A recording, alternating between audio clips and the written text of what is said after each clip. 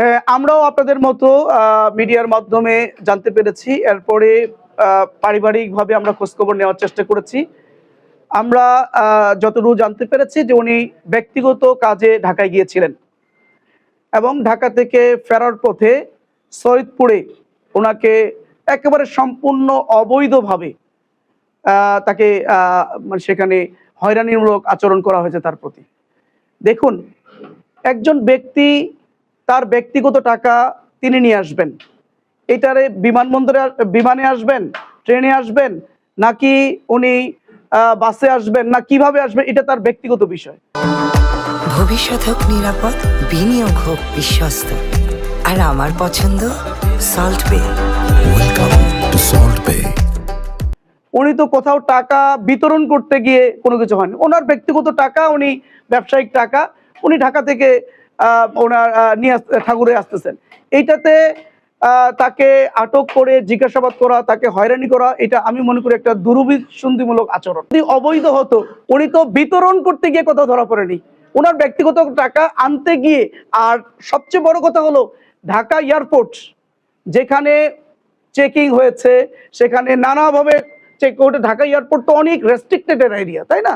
ওখানে তো একজন মানুষকে নর্মালি ছেড়ে দেওয়ার কথা না। নিঃসন্দেহে ওখানে চেকিং হয়েছে।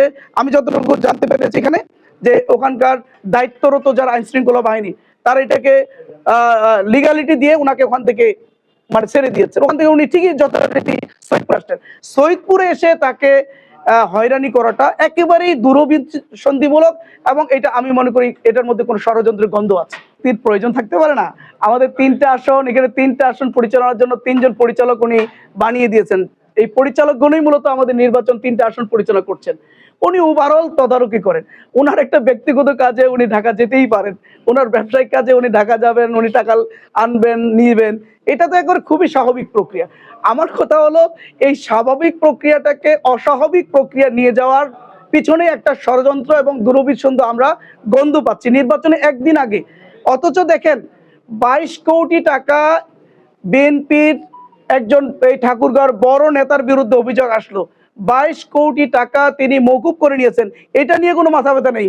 গতকাল কয়েকদিন ধরে আমরাও দেখতে পাচ্ছি যে বিভিন্ন জায়গায় বিএনপি যুবদলের লোকজন টাকা নিয়ে ধরা খাচ্ছে, 10 লক্ষ বিতরণকালে ধরা পড়তেছে।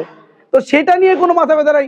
উনি ঢাকা থেকে ওনার ব্যবসায়িক প্রয়োজনে টাকা ঠাকুরে আনবেন, এরকম একটা ব্যক্তিগত বিষয় নিয়ে এরকম আচরণ করাটা, উনি একজন বয়োজ্যেষ্ঠ মানুষ, কিন্তু ইতিমধ্যে এই হয়রানি করার কারণে উনি অসুস্থ হয়ে গেছেন।